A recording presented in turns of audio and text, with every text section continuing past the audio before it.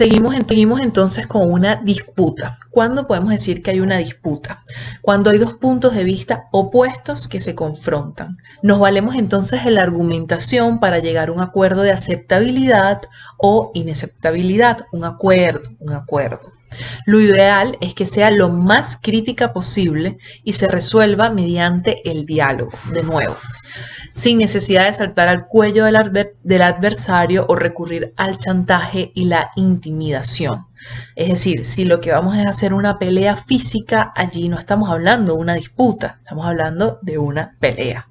La idea entonces para que la sociedad avance es establecer disputas que se resuelven mediante el consenso para llegar entonces a un grado de aceptabilidad o de inaceptabilidad. Entonces, la argumentación se estructura en 4 etapas que generalmente son implícitas o tácitas, o puede que sean referidas textualmente o explícitamente, por ejemplo, al momento de debates, pero eso ya es un escenario muy institucional. El punto es que para nosotros, se los voy a comentar para que tengan una idea y vean entonces cómo lo pueden aplicar a sus discusiones internas, por ejemplo, que siempre son necesarias en el intercambio de los puntos de vista. Entonces hay una confrontación. ¿Por qué? Porque hay dos puntos de vista que están enfrentados. Luego hay una apertura en la que se toma la decisión de intentar resolver la disputa. Es decir, bueno, vamos a sentarnos aquí y vamos a hablar críticamente, vamos a dialogar. Yo te escucho, tú me escuchas y llegamos a un consenso. Obviamente están dos personajes, el protagonista y el antagonista, porque no podemos establecer una discusión sin la contraparte, ni una discusión ni ningún acto comunicativo. Y bueno, a menudo lo ideal, lo que se espera es que las dos partes estén de acuerdo con empezar una discusión crítica. No es que ninguno de los dos está obligado, por ejemplo, porque ya cuando está la obligación, entonces empezamos a esta diferencia del discurso político en el que, bueno, yo soy una figura de poder y tú estás obligado a escucharme y aceptar lo que yo te voy a decir porque, bueno, mi rango está sobre ti. Eso no entra dentro de una discusión crítica. Y por último, que es el gran paso maravilloso, que sería la clausura, en donde se dice, se expresa si se resolvió o no la disputa. Y si es así, bueno, ¿a qué se llegó? Que serían entonces las conclusiones. Sin embargo, dentro de esta perfección de modelo, también tenemos unas falacias. No sé si son conscientes del término, si la han escuchado, pero ahora van a ver falacias a donde quieran. Las falacias son argumentos que parecen ciertos, pero al final no lo son. Entonces, una argumentación debería prescindir de las falacias, pero generalmente están basadas casi totalmente, en su totalidad, con falacias. Y cuando uno, como analista del discurso, lo estudia y empieza a tachar todas las falacias, te das cuenta de que no hay ninguna propuesta más allá que de estos argumentos que parecen reales, pero no lo son.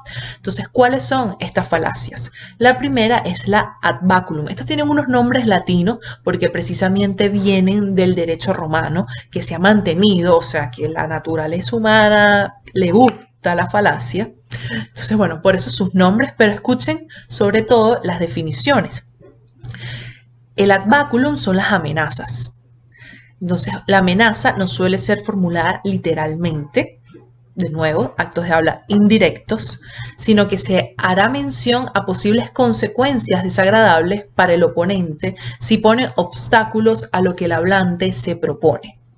De nuevo, lo que es una promesa para uno es una amenaza para otros. Luego tenemos la ad hominem, que es tan común en la política y no es nada más que los insultos. Cuando insultas a tu oponente por ciertas características físicas, por ejemplo, intelectuales, en fin, cuando quieres destruir su imagen. Recuerden que la imagen en cortesía de discurso, como ya lo vimos, es importantísima para las personas y por eso siempre las salvaguardamos. Entonces, ellos dicen un ataque personal en contra del oponente que socava su derecho a defender un punto de vista o ponerlo en duda. Al presentarlo como estúpido, poco confiable, inconsecuente o sesgado, efectivamente se lo silencia, puesto que si el ataque resulta exitoso, el oponente pierde su credibilidad, es decir, se le acabó la imagen positiva y queda a la negativa. Y para salir de allí es muy difícil. Y el hecho de que esto se haya logrado solo por el hecho de insultos deja muy mal parado también a la contraparte, digamos al protagonista. Luego tenemos la ad populum, que es lo que llamamos populismo, en lo que jugamos directamente con los sentimientos de las audiencias. Buscamos explotar sus prejuicios, por ejemplo, los que no son directamente relevantes al punto de vista defendido, en vez de abocarse a defenderlo partiendo de premisas mutuamente acordadas por los participantes de la discusión. Con esto les quiero decir que las falacias siempre son el camino más fácil. Es el camino, los lugares comunes. Eso es lo que son las falacias. Y uno las usa para enganchar al otro, para convencerlo, para traerlo a tu lado, pero no de la manera crítica, no de una manera constructiva, al contrario, destructiva, porque más allá de buscar una solución, lo que quieres es seguir implantando prejuicios, descontentos. Entonces la gente no se suma a mejorar, sino a seguir aún más peleados, por decirlo así. Luego tenemos comparación errónea o falsa analogía, que es basarse en un esquema argumentativo inapropiado, típico de que estamos defendiendo un punto de vista y la contraparte sale hablando de cualquier otra cosa que no tiene nada que ver y lo que hace es desviar la atención. Luego el ignoratio elenchi, nombres súper elegantes, se presenta argumentación que solo es relevante un punto de vista que no está en discusión en el momento. Muy similar a la comparación errónea o falsa analogía que ya acabamos de mencionar.